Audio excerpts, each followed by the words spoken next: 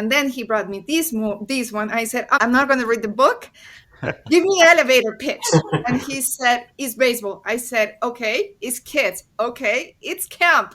Okay, done. I know how to market this. This is Truly Independent, a show that demystifies the indie film journey by documenting the process of releasing independent films in theaters. Each week, Garrett Batty and I, Darren Smith, will update you on our journey, bringing guests to share their insights into the process and answer your questions. All right, welcome everyone. Garrett, it's exciting to be here with you and our guests today. We have Lee and Catherine, who are the writer, director, producer team behind the movie Rally Caps. Welcome, you two. It's so good to see you. Thank you. Nice to have been here. It's good. Garrett, great to be here. Thanks for having us. Good to connect with you. Darren, nice to see you again. Hopefully you've had a good week. We've had some good comments on last week's episode. So thank you very much to our listeners for continuing to listen and support and share and comment. We love hearing the feedback, and we try to address each question on each episode. That is very, very true. So today we're excited to have this conversation because we just recently saw your guys' film Rally Caps at the Zion's Indie Film Fest.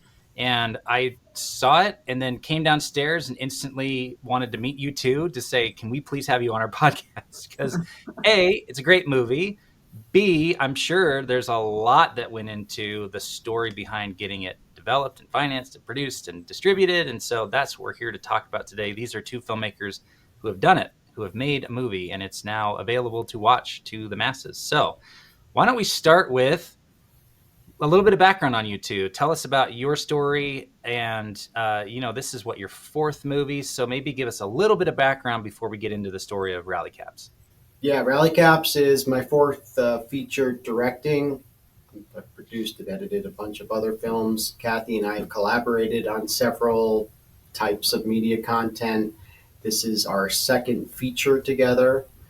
And yeah, it's spanned 15 to 20 years of work in the industry. And we've also, both of us, I'll let Catherine speak for herself, but one of our biggest assets is that we've worked we've worn a bunch of different hats in the process, not just directing and producing, but before that, pretty much everything there is to do on a film set. So that's like my first word of advice for people is, get as much experience living in every position's shoes, and that will make you a better leader. Yeah. Awesome. I am Catherine, and I started in a marketing, actually. Well, I started as a PA. I went all the way to coordinating, then UPM, Unit Production Manager, and then to producing. And when we moved to LA, I ended up in marketing for some reason. So I started working as soon as I learned marketing, I said, any producer needs to learn marketing. That is for me, as soon as I got into that world, I was be able to see the film industry in a completely different way. And that was very, very helpful for me. So then I start having those hats of every time I produce, I have that marketing hat where I can actually see how can I sell this movie. And you can sell it and you can put a heart as well. And I think that Rally Caps is a good example of a marketable movie with a heart. Yes. Yeah, absolutely. And I mean, speaking of marketing, I mentioned that my first encounter with Rally Caps was actually out at NRB, where it was being marketed or promoted or discussed or talked about. And then I'm a judge for Zion's Indie Film Fest, and this Rally Caps here pops up in my queue to judge, and I just thought, oh, what a fun movie. And so then when we finally met at the festival, I already felt like I had some sort of connection to you all. So yeah, it's exciting to talk to you. I want to ask real quick, I want to dial in on that. Why, Catherine, should every producer understand marketing or have that immediately caught my attention when you said that?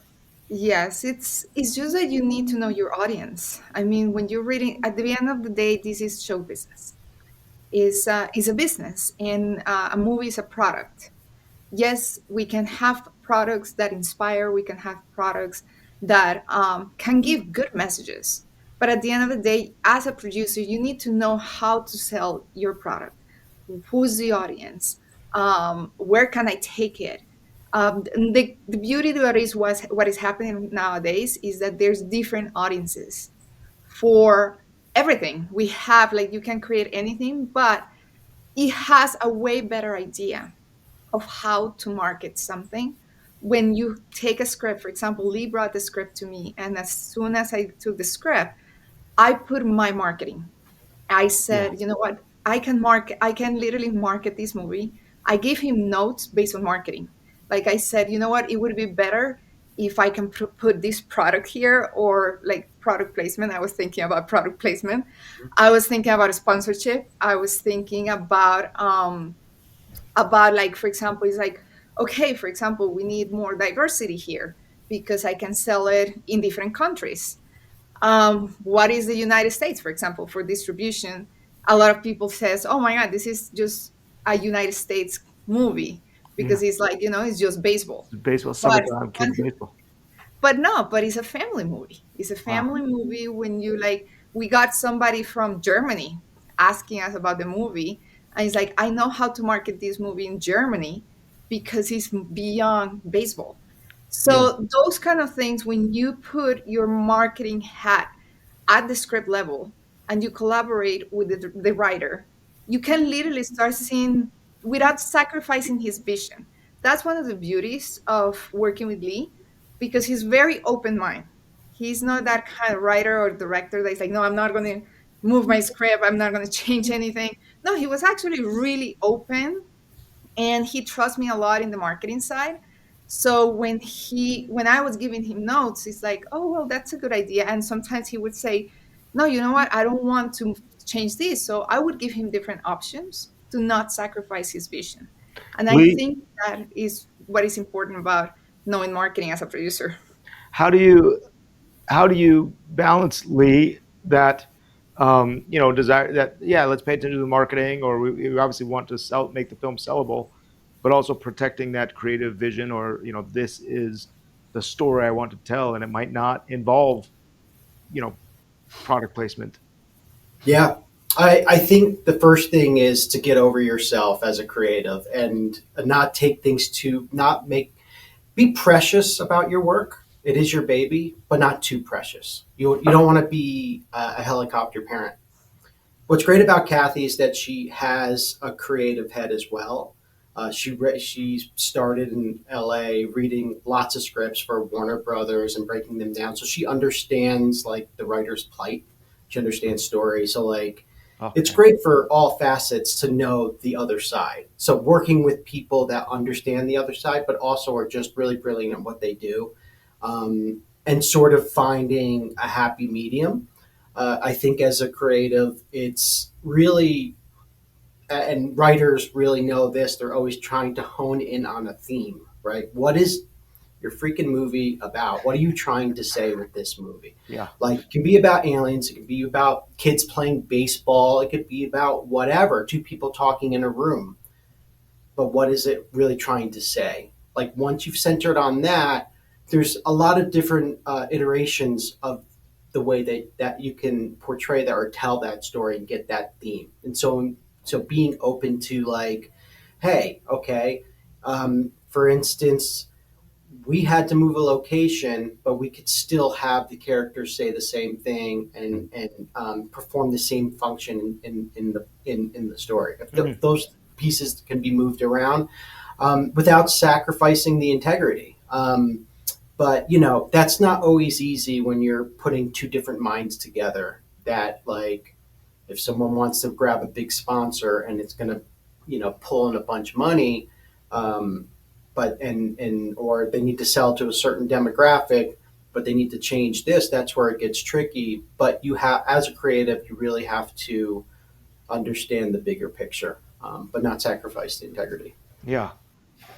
It's a delicate balance, and it's awesome. What great insight to say, to be able to work with somebody that has that marketing intelligence, but also knows the writer's plight.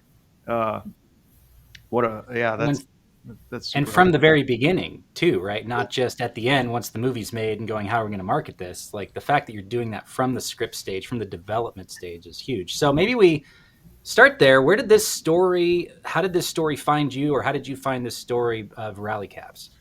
So I just want to touch on a point you just made, Darren. I think that's really, really important. A big lesson that I learned as an indie filmmaker, as a grassroots filmmaker, whatever you want to call it. The entry point to any project, even at the idea stage, you should start thinking about marketing, right? And that's not to say like, oh, I have this great idea, but I'm going to sacrifice everything because it's like it's got to fit into a genre. No, if Right. you have an indie, obscure indie film idea, then that's what you should lean into. Like, hey, I think this is something that could possibly go to Sundance or whatever the big goal is. But like, that's what it is, and then you start marketing that.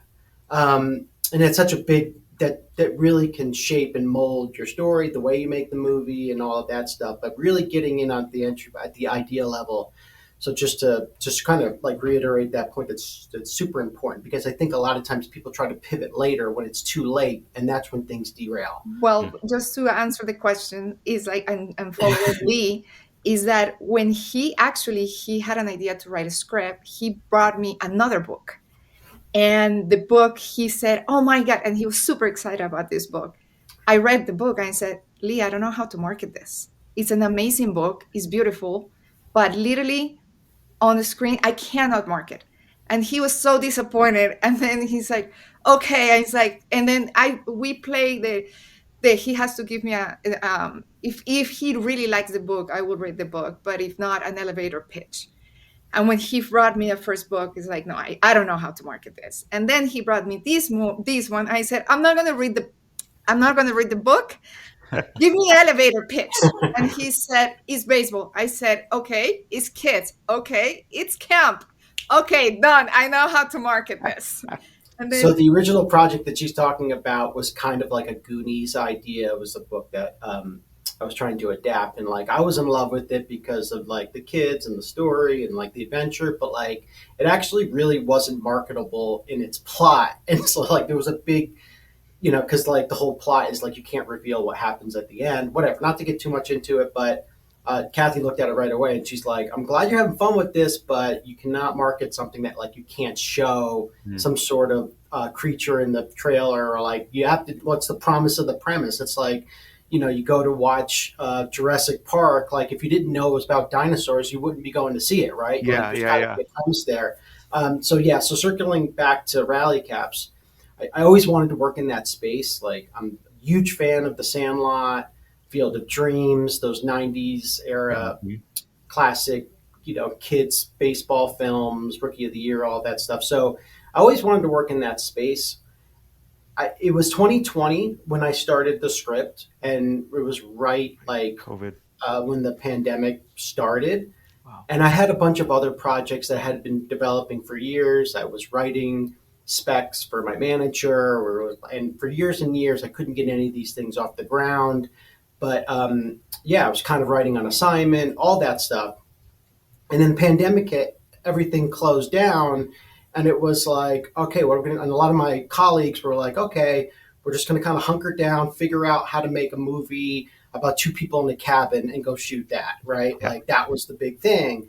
And, I was on sort of that train, but I was like, I don't really have any ideas. So maybe I'll just write something that I would love to make. And that is not my quote. That is Jordan Peele's quote, because I saw him speaking, and he said that, like, and it's so simple but so profound, like write what you would like to see. And I realized at that point I had never done that in my career. I was always trying to write what I thought like the industry needed, or what would get sold, or like, hey, this great movie just happened, I could write something like that, and like it'll be the next version of that. No, no, no, no. Like you really, like, yeah, write from your heart, but also like what would you really be excited to see? And so Rally Caps was a book written by a father-daughter team, Stephen Cutler and Jody Michelle Cutler, Oh, based wow. on their own experiences. It's an amalgamation of experiences. Steven is Jordy, who goes through the injury. That's what happened to him in real life, and Jodie based the character of Lucas after her own son, um, who wore a cochlear implant and was a catcher and a baseball player. And so it had this really dynamic relationship, but the backdrop was kids camps, baseball, Sandlot, and I'm like, Stephen had sent me the book years and years ago when it was published in 2007. We had stayed in touch. He was very, very motivated to make it, to say the least. But making a baseball kids film is quite expensive, and now we're talking about the pandemic. So, like, making it like really wasn't on my mind. It was just an excuse to write something in a space that I wanted to, a sandbox that I wanted to play in. Yeah. And so I wrote, we started adapting it, and I went through a couple of different drafts. And this is something that, like, I had talked about making at some point, maybe like kind of a pipe stream, but I really just wanted to just to write it, and it was for fun. And I thought it was just going to go in my digital folder. Like, we don't, have printed out scripts anymore, right? Like, but like just the proverbial sit in the drawer and never be touched again, and just a fun project, right?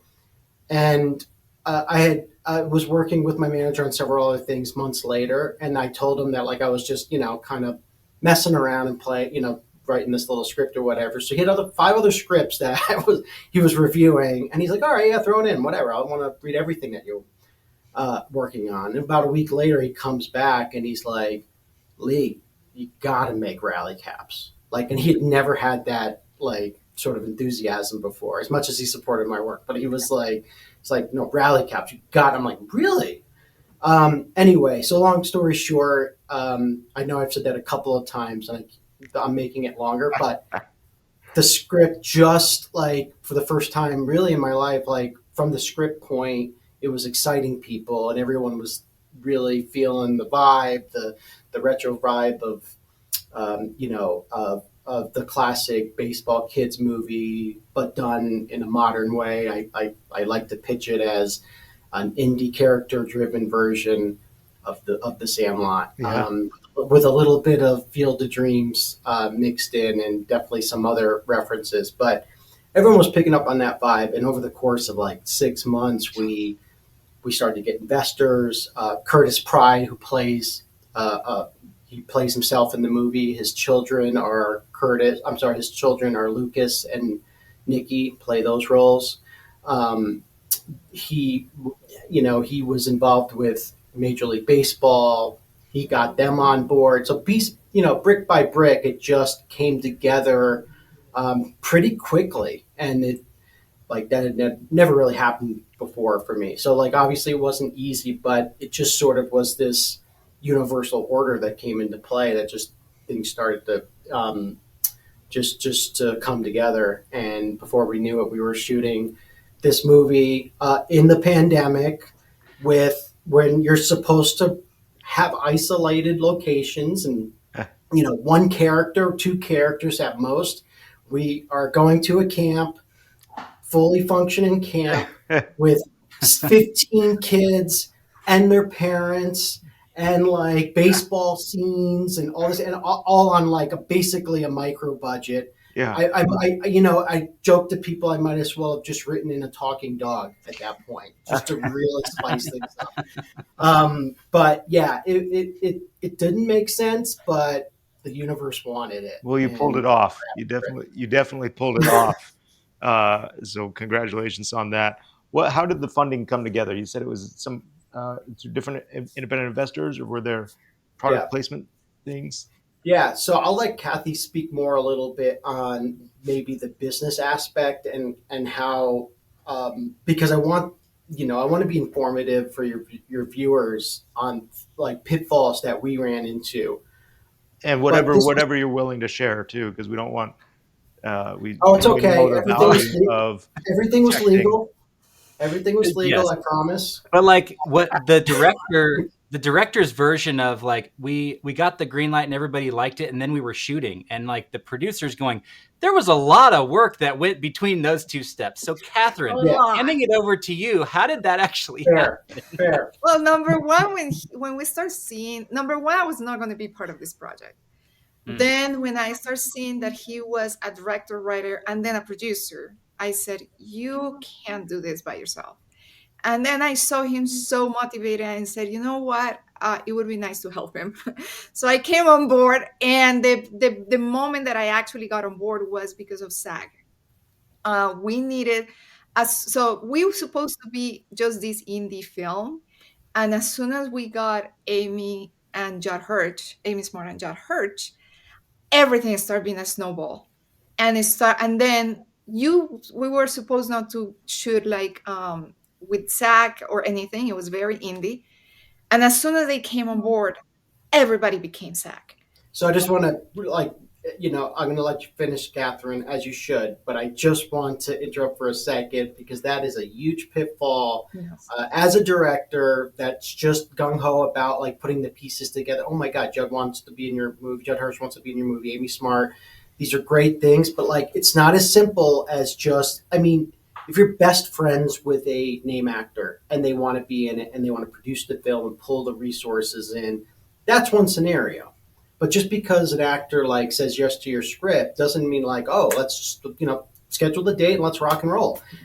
You have to put money into escrow as a producer, pay and play, all that stuff. And I'm saying this because, we didn't go into this with the budget that we ultimately ended up having. We were going to make a micro project, and we thought we could just, shoot our main stars and figure everything else out, and didn't know really all the logistics of working with unions. And that's where things got really, really stressful. So for filmmakers that are doing grassroots and are lucky enough to get name talent, they really need to understand how Screen Actors Guild, all those things work, because before you know it, you could be spiraling downward. And we almost got shut down several times. And the stakes in that is not just like everyone goes home and it doesn't happen. It's that you've got investors' money in the bank, in escrow, that's going to just dissipate and go nowhere with nothing to show for it. And so that's where really the big stress comes in. Sorry, Catherine, you can finish. So as you can hear, I came to the most stressful times where it's like literally it's like he says, okay, we have some money, and it's like, okay, some money not to finish the movie. So then one of the biggest challenges we have is like, okay, we did this escrow for Amy and Judd, but the biggest challenge was we didn't have the SAG paperwork. Usually you have 6 weeks to like 8 weeks to do SAG paperwork. We literally That's were how long it 2 weeks. takes, like Yeah, we were usually. like 2 weeks, 3 weeks before we shoot, and then we were rushing. Thank God we had a friend of ours that she actually has worked with SAG, so she is an independent contractor that I hire for her knowledge of how to do paperwork really fast. Yeah. And there were so many times when she's like, guys, if you do this, there's no way back. And literally, I remember Zach called me and said, you guys are not going to be able to shoot. And Lee literally was with Amy Smart planning how to shoot in 3 days. And I had no, like, literally Zach telling me, you guys are not going to shoot. And it was super stressful. And then finally, I was able to, like, literally, I think that he was already in LA. He was going to ready to shoot. And the day before is where Zach gave me a green light before he shoot. And I was like, literally, it was horrible. It was like 5 p.m. my time. And then he's like, we're closing at 5. You have 5 minutes to sign this paperwork. And I had to run to one place to another one, Yeah. really sign She it. was doing a full-time job, by the way, when she Yeah, was I doing mean, Yeah. nobody sees God. that on producers. Nobody sees this stress that is like, okay, Lee, number one, my main goal is to protect him from, he doesn't need to know everything. Yeah. He needs to keep his integrity of creativity. The problems that we face as producers is my problem. is my challenge to deal with personalities, to deal with contracts, finances, but not to give him any worry. He knew that there was something happening, and then he was sweating it. But then at the end, I Just what said, I knew. Like I didn't know everything, but just what I knew was enough to like give me a heart attack. So good thing I didn't know everything. but then at the end, we were able to shoot with screen actors. Like they gave us a green light. Yeah. But then we faced the other thing is that we didn't know that we had to put a deposit, a bond in Yeah, still known as a bond. in Yeah. SAG for them to protect the actors because we didn't have the full budget. And that is like, okay, we have this budget, we have in escrow for Amy and Jad. Now we have to pay this bond, and the Yeah. bond is something that you leave there until the movies end. So it's like A lot literally of people there's don't money. know that you have to do this before you No. start. Like Yeah. you have to budget that in, and so we didn't know, and so like that bond came out of the budget that we thought we had, and suddenly we were left with. I'm not going to give the specific number, but It's a it chunk. was probably It's an It's a amount. it's a chunk. It was Yeah. in our case, it was what Kathy you'd say like 30-40% of our budget, Yes. something like that, I Yeah. would and say so we had to 25% raise budget. that money back and put it back into the budget within a week to shoot. So, Yes. So I mean, it seems like, I mean, headaches with SAG or union or whatever are no, that's not a rare occurrence. That is you're making a movie, embrace this headache. So my question to you for independent filmmakers, is it worth it? I mean, you got Judd Hirsch and Amy Smart in your movie, which is incredible, and they were so good and so fun to watch. And Oh, I mean, is it without is that doubt. opening doors for distribution? Like, is it worth the headache? definitely it opens doors, and it definitely was worth it. Okay, The good. thing is that what I would recommend everybody is like literally do the paperwork in advance. Like prepare yourself when you're doing like when you're looking for talent. Make sure that you have like the budget, because honestly, we would not have them if we would not had a budget. We already knew we told them that we had investors already, and there it's very like the way we negotiate that was like we have this amount of money, we negotiated and they were in. um, but one of the biggest challenges we face is that our budget start going down, down, down, and we shot the first things was with Judd and Amy, and then we had a month to raise the rest of the money to Yeah, continue shooting because we had no money. And Yeah, that was the most stressful month because literally you have to like start thinking, how can I get more money to finish this movie? Because already investors, sure. I mean, as soon as Judd and Hurt, like when we were start trying to get more money, yes, you can present what we were shooting, like try to do a little teaser to present it, and then yeah, people got on board. But that was very stressful. And then product placement, you yeah. told them, and then that's where product placement probably started. I would just say, yeah, to Garrett, like absolutely, it's worth. We all know that it's worth having name talent, especially like very talented name actors that can elevate the film creatively, marketability, like all those things. And then you add in an Academy Award nominee like Judd Hirsch, yeah, who's just loved in the industry, that kind of thing. And Amy Smart's been in a bunch of pretty really really big movies over the years, and she's yeah, super popular and also incredibly talented. That's just a she, I don't always think that she gets the opportunities to showcase her skills. yeah, But anyway, yeah, this is all more about being prepared for what it takes to have them in your film. Like we are saying, we were not entirely prepared to take on everything, and so it became really stressful. So when you're attached to talent, know that it elevates the film, but also there's a lot of more pieces that come into Yes. play. And That also, I just wanted to let them know that it's like if you get a well-known actor, no matter how big or A, B, or C, you will have to deal with the agents. You yeah, have more in your budget: trailers, food, the flying, if you're flying them somewhere for marketing purposes after the movie, Yeah. if you want to go to a festival, you have to put something in the budget that accounts like their flying, their Yeah. per diem. Like there's so many things that you would not think. Memo to new filmmakers. They're not your like, when you put like your uncle in the film or something or your best friend in it, like just be, if you're lucky enough for them to like the role enough and they agree to it, like you can't expect them to come and like sleep in a guest room of your house and Yeah. just do whatever it takes to make the movie. Like that is not professional. But you'd be surprised more often than not how when that happens and people are surprised by all of these surrounding variables that are very expensive, and not just that but time consuming. So there's a reason when you go and see a Hollywood set, it's not like two people in a camera and like shooting. It's The circus. honey wagons, like Yeah. lots are taken up and all this stuff because you have to build a comfort zone for people. Isn't So it's such an interesting space to be in too, because they want to work. I mean, the actors, Judd Hirsch. It sounds like, I mean, when he shot your movie and then the next day got on a plane. Didn't you tell me this? That next day went on a plane to shoot Fablemans.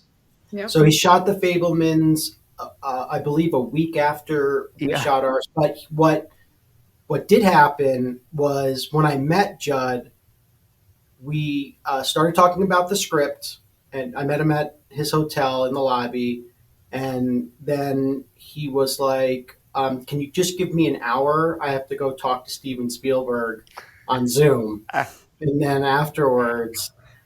We can work on the script a little bit. Don't please. go anywhere. That's when we say, "Yeah, I'll come with you. Let's go. Let's go." Yeah. No, I told him no, forget him. Like we're working right now. Like no, I did not. I would never work again. No, I was hoping he'd invite me to come up with him and say hi, but That's right. Yeah, why you not? know, I would have gotten in the way. That I guess, yeah. So yes, they want to work. These professional actors, any actor wants to work, and if you obviously have an amazing story or a fantastic script that caught their attention. But yes, and I think that there is that you hire the actor, you hire the circus, but there is a need for that, right? Because the actor then has to be protected, and it can't be Judd that is saying, "Hey man, I don't want to sleep in your aunt's bedroom. Like you got to take care of me." That's what the agent has to do. They have to say, "Judd will do your movie, and you will get 100% from Judd." In order to do that, though, let's make sure that he's taken care of. Yeah. And we saw the same thing with actors in our films, and as hard as a pill that is to swallow sometimes as a producer, uh, it's worth it. Like it's what you do to Yes. so that now your movie turns people's heads. They go, "Wow, this is a legitimate actor with or movie with Academy Award nominated actors in it." It's pretty cool. Yeah, you absolutely have to, separate the show from the business, as Kathy was saying earlier. And when you're, Amy and Judd, like when I actually met them and they were on set, we were really lucky, like Yeah, to have people that were just like, they're the opposite of prima donnas or needing any, like they weren't needy at all. They actually hung out on set more often than in their trailers. They liked being around people, like just whatever you needed. Like they got what, once they were on the set, like they understood where where we were at as a production, that we were flying by the seat of our pants, and they jumped on and said, let's go. Judd was reciting King Lear in between takes. Like he was in a much better, more jovial mood than I was. Like yeah, I was like so stressed out. So he was like keeping everyone calm. So it's not like all the business aspects that they come with is not like has nothing to do with them as people and as artists. It's just the professional way of doing things. And once again, I just reiterate, like we're talking about people working on a micro budget and all that stuff. Like can't just throw them into your film. Like yeah. it's all these things have to come into place. And is it worth it? Without a doubt. But Yeah, awesome. get your paperwork in order.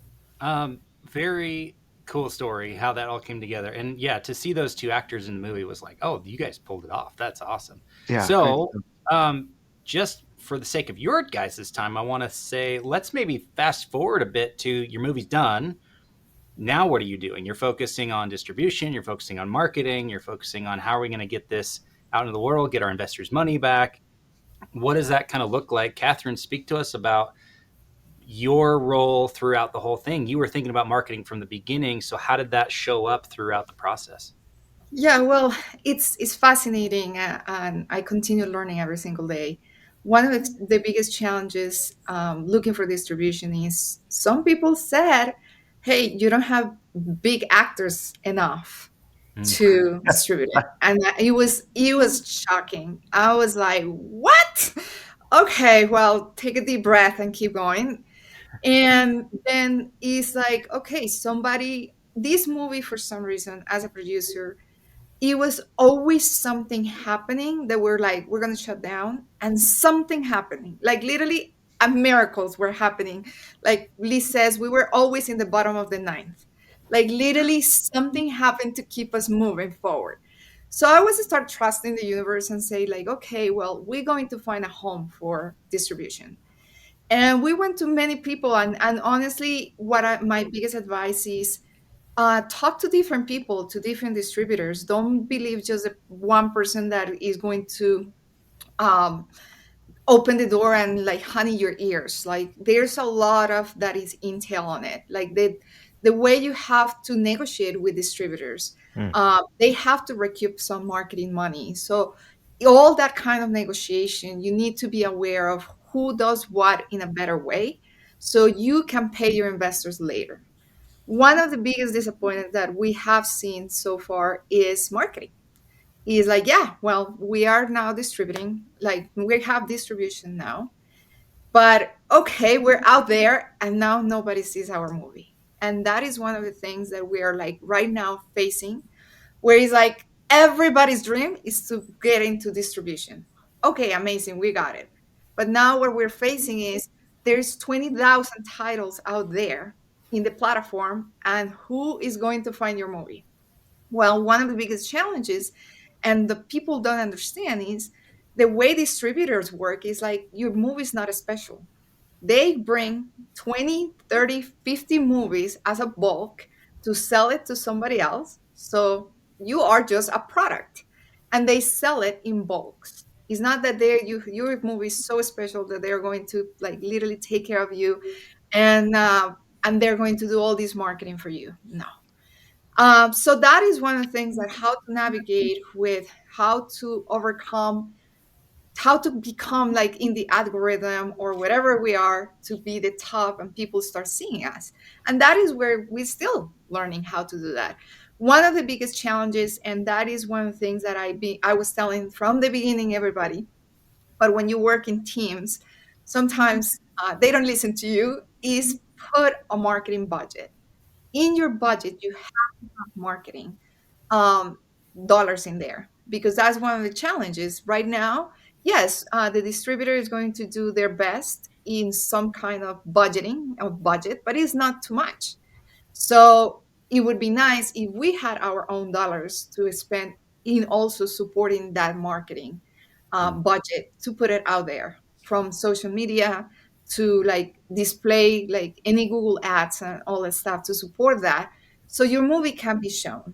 One of the biggest things that we have a product placement, which was Phonak, the cochlear implant company, and they have millions and millions of followers. And so marketing wise, we partner with them of like, okay, how can they help us to to get aware, to have some awareness. Well, they did their part. We actually put Amy Smart in some big, in the View, for example. She was in the View, and it was millions of viewers. Yeah. However, how you find rally caps in the outdoor out there? Uh, right now we're at Peacock, but that probably will change in a couple of weeks. So it's like, and that is the thing. It's a game. Like it's like, for example, some distribution is like, okay, you have exclusivity for 4 months in Peacock right now, but now there's changing because somebody else is now wanted the exclusivity, so it's changing all the time. But I feel that the biggest thing is marketing, is how people can see my movie. How are we making people be aware that we exist and we don't drown in all these amount of titles in a platform. So that's where we're navigating right now. And we're still like, I came like to the distributor because I feel that this movie is very grassroots movie, where literally you can go to little leagues. You can, that's where creativity in marketing comes up, where you can literally partner with little leagues. You can partner with MLB. You can partner with different kind of things to like make it more aware. But it's very grassroots.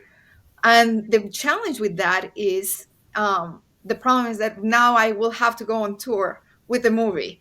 And it's Yeah. like, that's not happening because we continue moving forward in other projects. The Yeah. other thing is word of mouth. Word of mouth is the best marketing. However, it's like, how can we continue the word of mouth of like, um, with people? It's like you have to have a community. And that is one of the things that is been challenging, because we all have, as an independent, we have other jobs, we have other projects. And once you finish the movie, how can continue the marketing when you're so busy in other parts of your life? So that is the biggest challenge of how to balance your life when the project finishes, and not just give it to a distributor and that's it.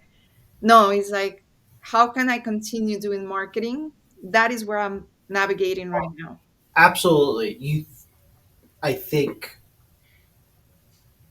a lot of filmmakers they go and get the golden goose, which is to raise money or to get resources and just to get their project off the ground, and then production, like which massive part of it, which is you're just trying to make your day and get it shot in the can and finished, and so you go and get the golden goose again.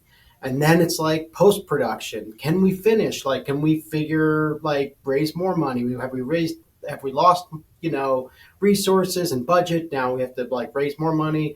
Go and get the golden goose. Finish it, and then like it's finished and it goes to a festival and like okay, that's it, right? Like that's I've gotten like 10 golden gooses. I sold my house. We're good to go. We got distribution, and it's no, no, no. To Kathy's point, like that's really the start of the work in the sense that you need to be very involved with marketing, and not in a controlling way. Not when you're being precious about your film and telling the distributor how it needs to be marketed. No, they're the brains of the operation, or whoever's doing marketing. They're the brains of that operation, but you need to be a big part of it. Bring as many resources as you can. It's a partnership. If you just leave it and set it and forget it, and you think that the distributor is going to have the bandwidth to like focus on your film enough to do everything, like that's just not the world we're living in anymore. Yeah.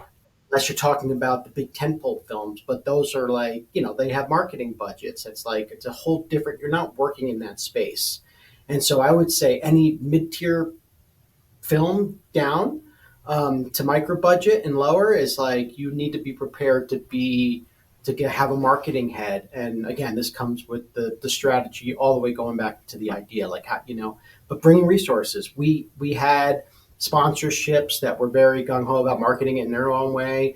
Phonak was a great partner for us. They provided the first the hearing aids for the characters for Lucas, and so it was integrated really well into the story. But they also were really big on marketing, so they did their whole campaign by themselves. So all these things, like you've got to be creative and really pull it together and be ready to work with the distributor. Well, and you guys have done that. And I mean, it is just from summarizing the conversation, it is no small feat. There's no easy way to make a film. There's no easy film. You say, I want to get together with my friends and make a movie. That in and of itself is going to bring a pile of challenges. And you guys have gone beyond that. You've successfully made a movie. It's, I'm hearing about it from different avenues. And so congratulations. You're at 100% on Rotten Tomatoes. You've got Academy Award nominated actor in your film. It's available on Peacock.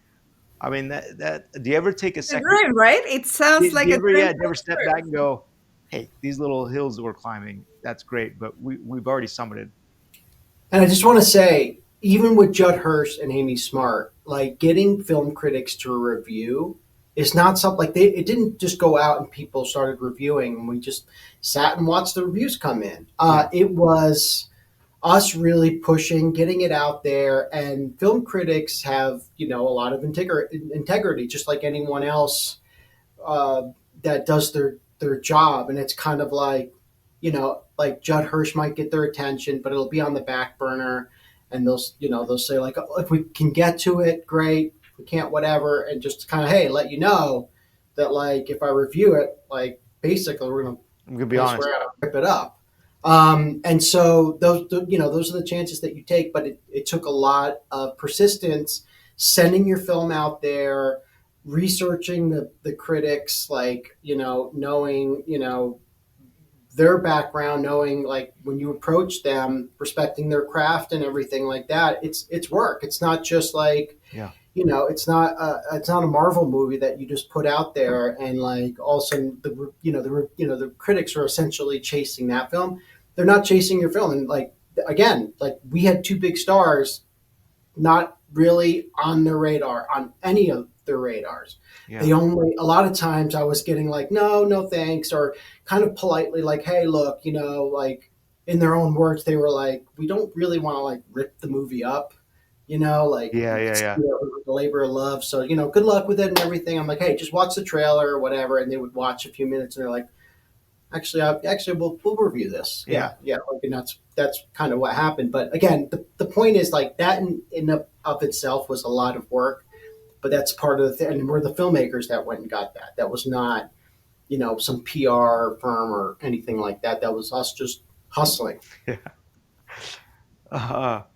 Yeah, it's never ending, and congratulations on keeping to do it. It's amazing what we do, all so that me and my son can watch a 90-minute movie together about baseball, which we loved.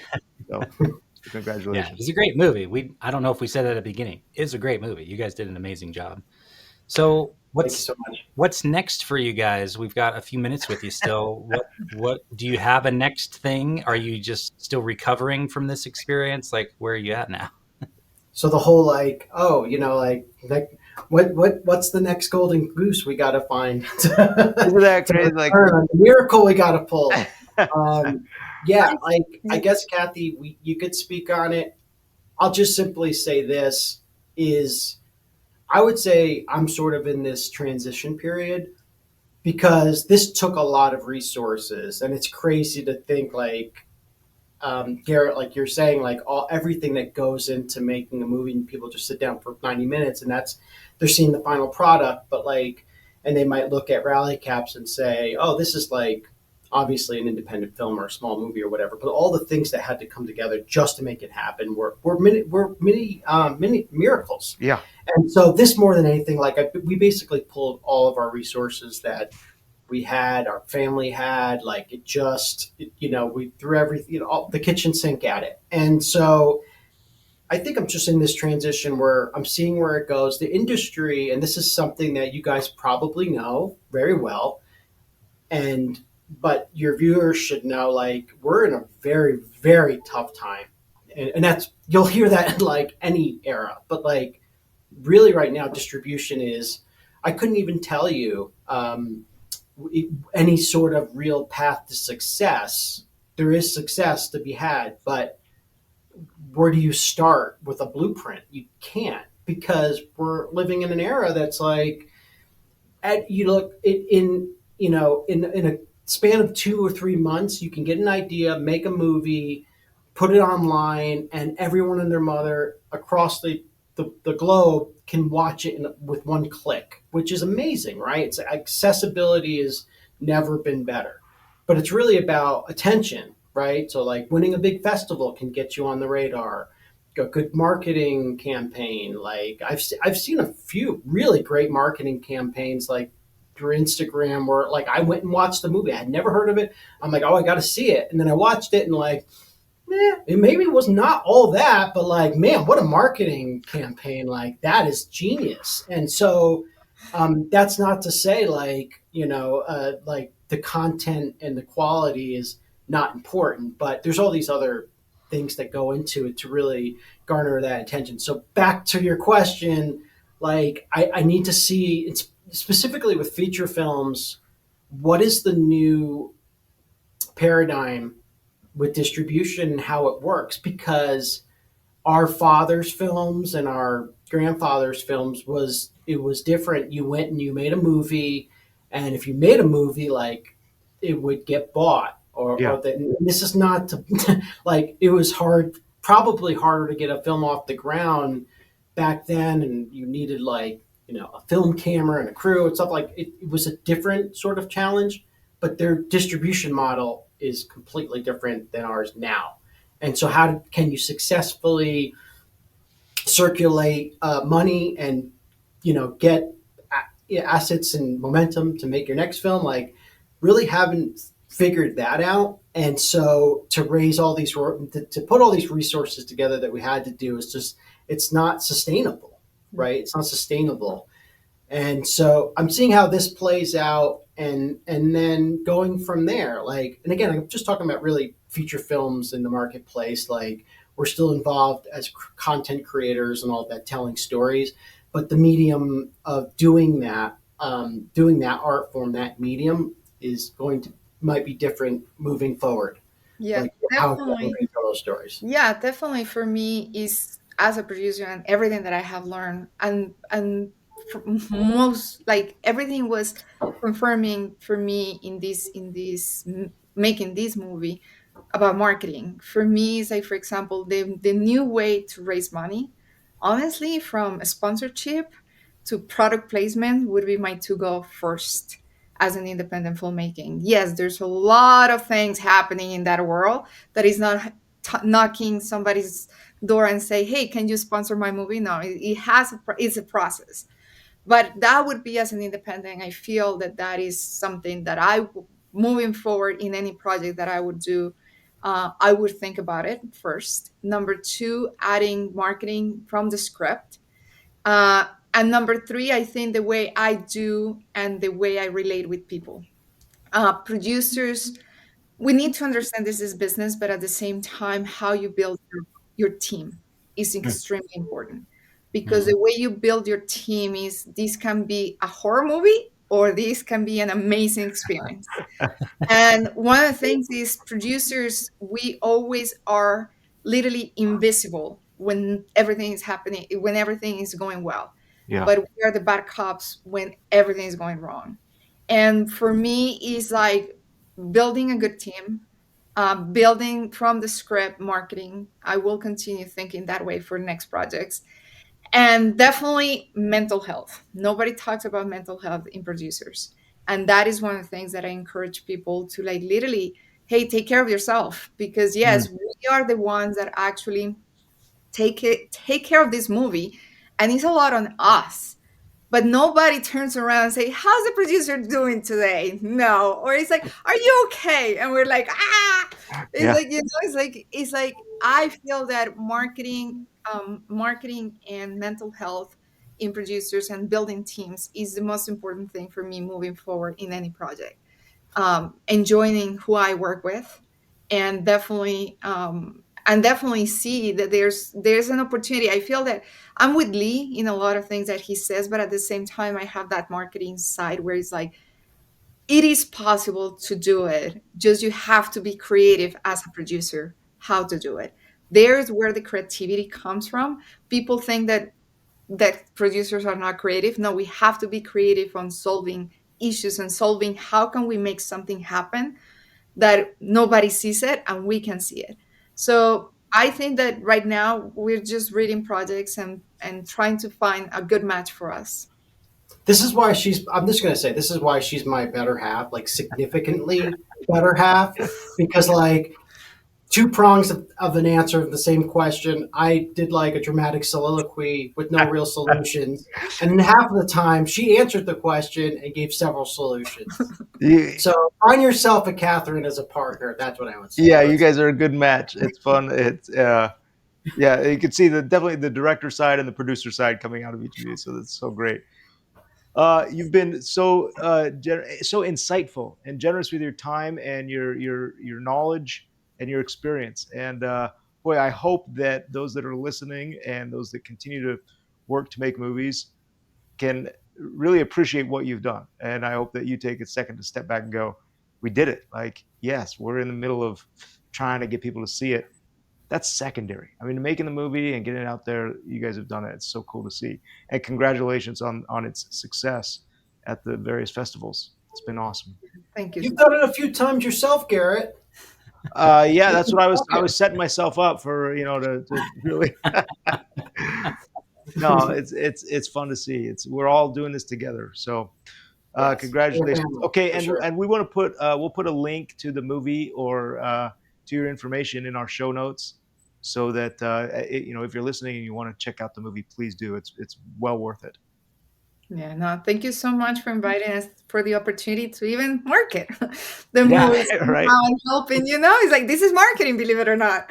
Very true. But it's like, but also, we would like to help. I mean, if I can help somebody to Yeah. learn and be an open, because unfortunately there is not a manual. Like it's different for everybody. But if I can help to somebody that don't go with the struggles that I went through, I'm more than happy to help. Amazing. Thank you both so much. Great to chat with you. Congrats on the movie. Hopefully we'll see you again soon, sometime, maybe in the future. It'd be We'll great do to another episode for your next big deal. There Let you us go. know. What are you doing tomorrow? Yeah. No, it's funny. I was just thinking. I actually had a character in one of my scripts that never got produced, but his name was Darren Garrett. So I just wanted to throw that out there, that maybe there was some sort of It's a sign. universal Yeah. like connection here. But no, seriously, thank you for having us. Would love to do this anytime, and really just what you were saying about it being an accomplishment. Me and Kathy definitely feel like there was a dream come true here, and dreams are not always picture perfect. They're not always fairy tales. They're not always movies like what happens in the movies where like everything is great. It's like there was a lot of suffering, a lot of growing, but we definitely are at a place where being able to kind of climb the mountain back, a small mountain, it made us reflect more and look at what is the greater purpose with all of this. Yeah. And so that should drive you, because at the end of the day, it's really about reaching people, reaching audiences, and changing people's lives. This is what creatives do. This is what our contribution to the world is. So don't stop. Yeah. Well said. I love it. All right, love it. Thank you very much for being here. No, thank you. Thank you. Oh, those two are awesome. Man, it was What great that they were sharing that. What a conversation. I mean, Lee and Catherine, thank you for coming on the show. They just shared. One of the things I love about this podcast, when people ask, like, what is it about? Or, another film podcast. When we get in these like modes to like market a movie or talk about a movie, you go on these radio programs or news programs, and you have about a 5-minute segment, and they ask you all the same questions, and you say good things about your movie and the experience and the actors, of course. I mean, that's the promoting the movie. And then they go, cut, great job. Oh, thanks for coming on. So tell us what really happened. And that stuff never gets out there. And this podcast, I feel like, picks up where those interviews leave off and cut.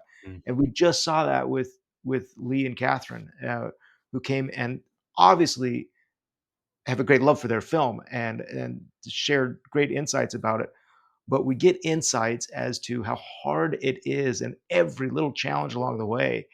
And that's what we want to do for independent filmmakers. We want to demystify that process. Like, it's hard, it's challenging, but it's fulfilling and worth it. You said it, man. Like, I love that we're not just a place for people to vent, but we're saying, yeah, it's hard. Yeah, sometimes it breaks you, but it's worth it. And here's why as well. So you got that nice balance of like, yeah, we made something that will be around forever. Like, their movie will be around forever. Our movies will be around forever. So, like, how cool is that? Like, I'm thinking about my kids telling their kids about, this is a movie great grandpa made. Like, that's something. Like, what else could I do besides maybe writing that has that sort of legacy, that has that sort of longevity, that has that sort of impact and influence on the culture and on people. Like, it's so cool. Anyway, enough about how awesome we are and how great our podcast is. But you're right. Like, I love these conversations. I like the conversation. Yeah, regardless, this podcast or somebody else's podcast, it's nice to hear like real experiences of people, what they're going through. Yeah, when it takes a long form podcast to get into that, because you cannot do it in 3 to 5 minute segments on TV or radio. So Okay, so Darren, what are we? Let's see, what are we working on this week? I'll start. yeah. How's that for a segue? No, I'm excited this week. We are so Faith of Angels is on Angel Studios right now. We're on week 5. We've crossed over 200,000 views on their platform, which is amazing because they just crossed over 1 million subscribers. So 20% of their subscribers have viewed Faith of Angels, which is really fun. They've invited us, some of the cast, to show up and record a live stream, and so Oh, wow. we'll see if we can get to put that live stream on our channels as well. That'd be awesome. Yeah, That's super so that's cool. good. So continuing to promote that and pitch other projects. I had a meeting last night with somebody about a series that I'm working on that I've been pitching for a while, and we're very excited about that. The meeting went well, and so I mean that's kind of the day-to-day activities. How about you? That's awesome, man. I've been thinking a lot about let's call it a flywheel for raising money. And a flywheel Okay. in very short terms, a flywheel is something that every step of the process naturally leads to the next one and ultimately circles back on itself, so that every time it rotates, it gets easier and easier and picks up speed, meaning that it starts giving off more of the outcome that you're looking for. It's a very short overview of what a flywheel is. And I've been a systems thinker for as long as I can remember. So the idea here is, instead of just doing scattershot activities that may or may not lead to people investing in my film fund, let's build a flywheel.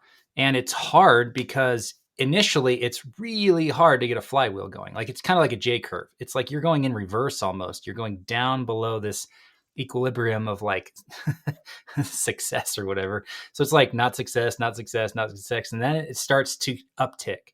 And you're still below like where you started, but at some point exponentially starts growing, or at least picking up speed, and it gets easier and easier. And so what I'm doing is really analyzing over the last couple of weeks what's going on with the flywheel. Am I actually picking up speed, like spin after spin, or am I doing scattershot stuff? And I actually, just in the analyzing of all that, was like, okay, the activities I'm doing aren't actually leading to the next thing, the next thing, the next thing. So I really had to kind of pivot and go, okay, I'm going to hone in on who I'm actually reaching out to and who I'm talking to. I'm going to get more focused on the aspect of the flywheel that generates leads on autopilot, so to speak, like using inbound strategies like content and writing.